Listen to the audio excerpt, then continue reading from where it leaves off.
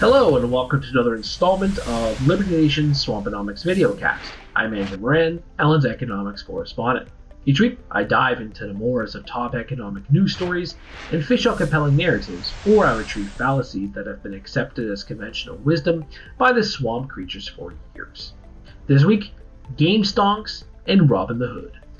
In one of the most fascinating stories to occur in the financial markets since the Federal Reserve announced QE forever, the world has been abuzz over a Reddit forum turned decentralized hedge fund, a stock that has skyrocketed 1,600% in the last month, and hedge funds weeping on CNBC.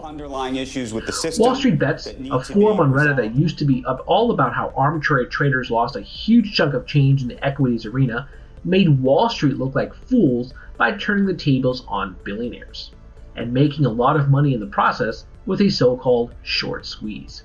Now, a short squeeze takes place when a stock surges and requires traders who speculated the asset would fall to buy shares to prevent greater losses. The frenzy triggers upward pressure on the stock's price, and this is what happened to the troubled retail video game store. Melvin Capital, a $12.5 billion hedge fund, and Citron Capital, a venture capital firm, placed shorts on the stock, which had made sense considering how beaten down the stock was from the coronavirus pandemic and how much shoppers apparently dislike the company's various policies, including its trading value. The power players were unhappy that a bunch of meme makers on Reddit were making money at their expense. If you turn on to CNBC, a plethora of wealthy folks appeared on the business news channel, decrying the practice and demanding some type of regulation. It's just a way of attacking wealthy people. While new regulations would take a while to be discussed and implemented, the next best thing happened: restrictions. Robinhood, the free mobile trading app, erected restrictions on buying shares in GameStop and other memified stocks like BlackBerry, AMC, Express, and several others. According to its CEO, Vladimir Tenev, the company was essentially trying to protect you from yourself and not gamble away your life savings, something that many in the WallStreetBets crowd has been doing. But is it a case of munificence or helping the power brokers on the New York Stock Exchange? Considering that other platforms adopted the same tactics, skeptics could not help but wonder if this was a coordinated attack on WSB. Plus, the business media went into a full frontal assault on the community, claiming that it was alright, Nazis were also trading GameStop stocks, and that even it was President Donald Trump's fault for what happened with the extreme volatility this week. Oh, CNN.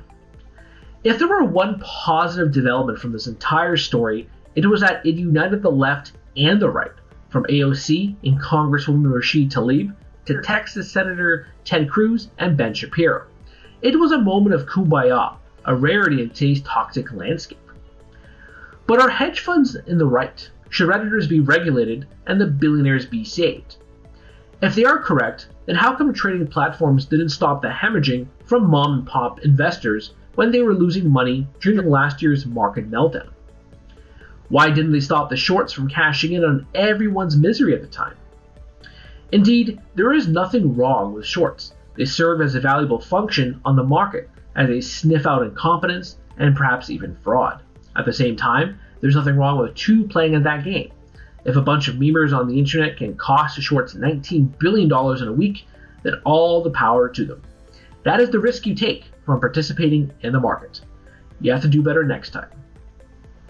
Should money making only be reserved for institutional investors and not some kid who put up $1,000 into GameStop? In the end, the hedge funds will survive this. They have billions of dollars to access.